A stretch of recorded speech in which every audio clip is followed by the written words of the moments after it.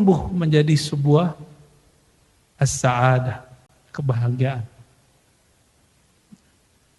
Kalau tidak pernah nanam nama Allah di kolbu, nggak akan pernah tumbuh kebahagiaan. Gelisah terus. Orang mau meninggal, itu lidahnya masih bisa ngomong nggak? Nggak bisa. Maka zikir itu meskipun kata Syekh Abdul Qadir yang di kitab ini, meskipun zikir itu dengan lisan, tapi hakikatnya ada di dalam kalbu. Lidah ini dia cara untuk bercocok tanamnya.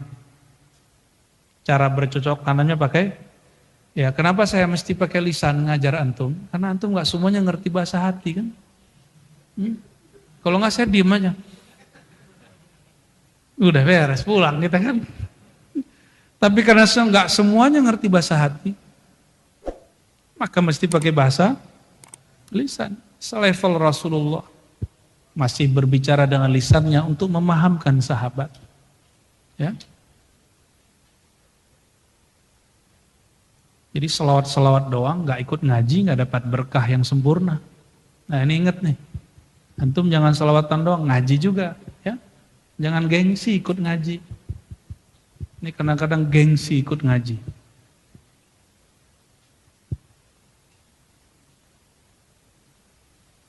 Kata beliau, al-ijabah yakunu ba'dal istijabah. Kapan Allah menjawab doa? Ketika sudah ada namanya istijabah. Apa arti istijabah? Istijabah itu usaha dan doa untuk mewujudkan hasil yang kita minta. Itu Jadi apa beda mustajab dengan mujabud dakwah? Mustajab itu mesti ada usahanya dulu. Wujuduz zara' innama yakunu ba'da zira'ah. Tidak mungkin orang panen cuma dengan doa. Saya doa ada tanah nih 1 hektar depan, ya Allah, tumbuhkan ya Allah, tumbuhkan ya Allah. Saya mau panen 3 bulan lagi ya Allah. Bisa nggak? Hah? Kecuali antum punya khodam. Kita doa, ya Allah, aku ingin kenal Engkau ya Allah. Tapi tidak pernah mau mencari orang yang kenal Allah. Bisa nggak kenal Allah? Kita tahu nih, ini antum nih, kalau ke Jakarta jalan sendiri apa naik pesawat atau naik mobil? Kenapa numpang mobil orang? Nggak punya mobil. Kenapa naik bus? Karena bus bisa bawa banyak orang. Kita mau ke tujuan di bumi mesti numpang sama orang. Karena jalan sendiri sulit. Maka orang-orang yang ingin berjalan menemui Allah, kalau ingin mudah, jangan pikirkan sendiri. Berjamaahlah dengan jamaah yang sudah ada. Nanti si jamaah akan punya kendaraan. Ada yang kendaraannya seperti bus. Ada yang kendaraannya seperti kapal. Ada yang lebih cepat lagi pakai pesawat. Paham analog kias ini? Ya. Jangan coba jalan kaki sendiri. Nyampe di Merak, nyampe di mana? Di Bekahuni, kakinya udah copot. Ya. Inilah nasib orang yang egois tidak mau berguru. Nanti pulang-pulang di halu, dia bilang aku udah nyampe Jakarta. Padahal baru nyampe Bekahuni. Ternyata di surat tulisan Jakarta panah, dia pegang-pegang lah tulisan itu. Ini Jakarta bro, foto dulu ya kan. Pasang status. Ternyata dia baru sampai pada Plang ke Jakarta. Dan hari ini banyak orang sampai di Plang. Plang itu bernama dalil. Maka hari ini orang belagu kalau ngomong dalil. Mana dalilnya? Benar gak? Dia kira dalil itu Tuhan. Dia kira dalil itu segala-galanya. Kalau kita sudah sampai di Jakarta, masih perlu peta gak? Bukan, peta ke Jakarta nih. Udah nyampe di tujuan, masih buka peta gak? Bener. Antum udah nyampe di tujuan, masih buka peta? Berarti tujuannya belum selesai. Jangan-jangan salah alamat. Kalau sudah sampai di tujuan, peta nggak kepake.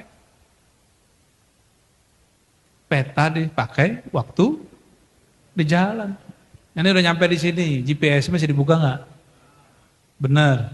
Yang masih buka GPS belum nyampe. Ya.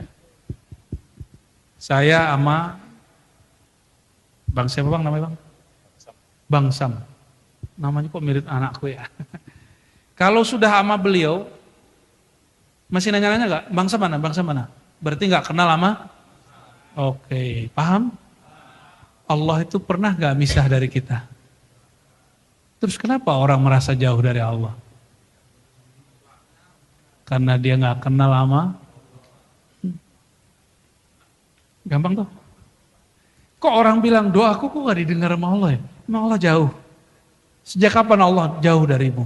Maka Syekh Abdul Qadir mengatakan, orang yang berkata bahwa Allah tidak dengar doaku, Allah jauh dariku, innama qailuhu jahilun billahi tabaraka ta'ala. Itu yang ngomong begitu orang-orang gak kenal Allah subhanahu wa ta'ala.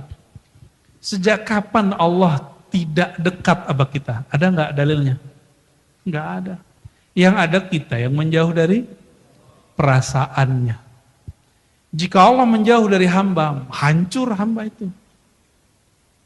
Maka ketika Allah sudah nggak memandang kolbu, nggak memandang si hamba, hamba mati. Itu pohon-pohon yang mati udah nggak diurusin sama Allah. Orang-orang yang meninggal, tubuhnya udah nggak diurusin Allah.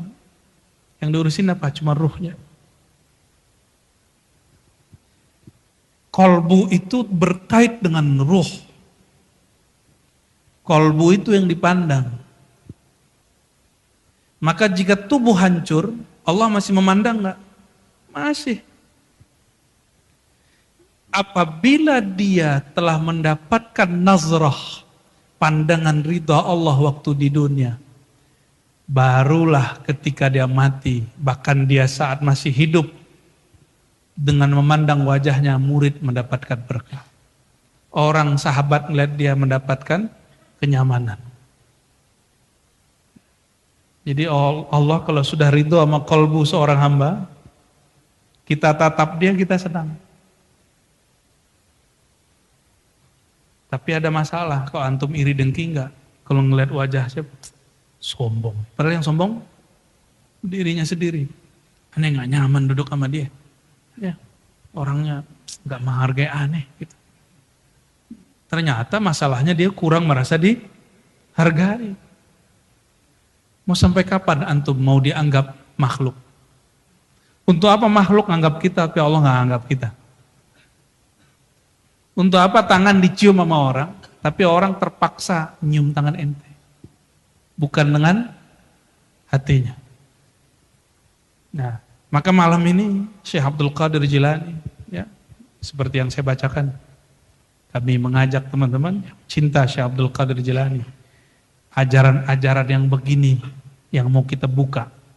Ajaran begini nikmat atau berat? Kalau enggak kita ngaji pahala aja. Salat duha 12 rakaat, banallahu baitan fil jannah, Allah bangunkan 12 surga di surga. Rumah di surga. Tapi hadisnya dhaif. Mau rezekinya banyak, sholat duha ente. Jadi kalau enggak mau bab rezeki, enggak sholat duha. Mau beli mobil mas, sholawat 1000. Ya, jadi kalau ente nggak mau mobil, nggak usah sholawat, kan gitu. Lagi sakit, sholawat aja sholawat. Jadi kalau nggak sakit, nggak usah sholawat. Masih mau begitu, ya?